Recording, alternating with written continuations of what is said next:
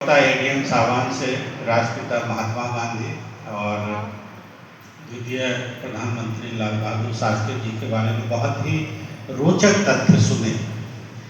अब आप लोग भी इस देश के नागरिक हैं, दोनों के बारे में बहुत कुछ जानते हैं, वो फिर से कहने की ज़रूरत नहीं है।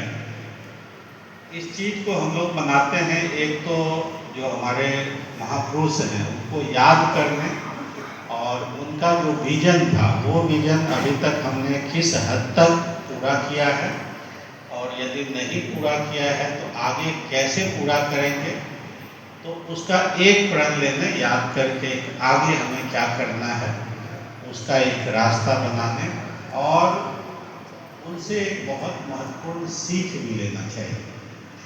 देखिए, जिस समय 1869 में बापू का जन्म हुआ था, 2 अक्टूबर 1869 या 2 अक्टूबर 1904 में लाल बहादुर शास्त्री जी का जन्म हुआ था।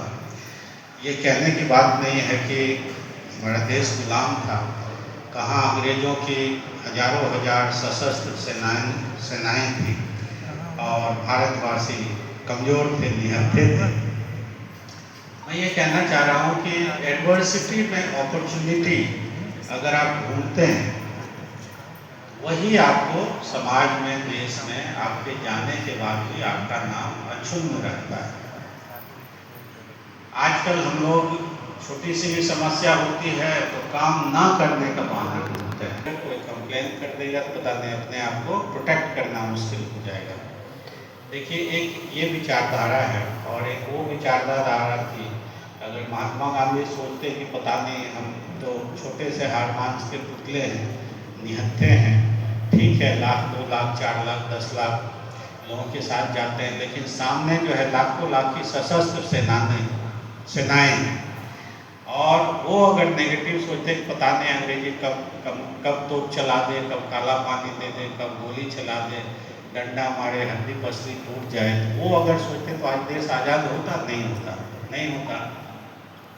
तो आज के दिवस में हमें ये चीज़ पूर्व में भी लिया होगा, परंतु इस सीख को फिर से तरोताज़ा करना चाहिए कि अगर हम एडवर्सिटी में अपॉर्चुनिटी ढूंढेंगे कि हमारे सामने कितनी भी समस्याएं हों, उसमें हम ये सोचेंगे कि अगर इतनी समस्याओं के बावजूद अगर हमने कुछ कर लिया, वो असली अचीवमेंट है। सारे फैसिलिटी में, एसी में बैठ के कागज साइन करना बहुत आसान है, लेकिन तमाम बाधाओं के बावजूद अगर आप कोई काम सक्सेसफुली करते हैं, तभी आपको समाज दाद देती है। आपके जाने के बाद समाज, देश और दुनिया याद रखती है। गांधी जी ने और तमाम जितने भी हमारे स्वतंत्रता सेनानी थे, लाल बहादुर शास्त्री जी ने उनकी ईमानदारी का उदाहरण एडीएम एफआर ने दिया। गांधी जी के बारे में बहुत ही रोचक तथ्य को सीआरओ साहब ने बताया और दोनों के बारे में एडीएम साहब ने बताया। तो मुझे लगता है कि सिर्फ हम एक सीख लें आज के दिवस में कि एडवर्सिटी को अपॉर्चुनिटी में कैसे बदला जाता है, तमाम बाधाओं के बावजूद जनहित में काम कैसे किया जाता है। सिर्फ हम एक लाइन को दिमाग में बैठा लें तो जनपद के, हमें लगता है 99% समस्या दूर हो जाएंगी। तो हमें हमेशा पूर्व की चीज़ों को याद करते हुए ये देखना चाहिए कि हम समाज हित में, जनहित में क्या कर सकते हैं और तमाम समस्याओं के बीच में क्या कर सकते हैं।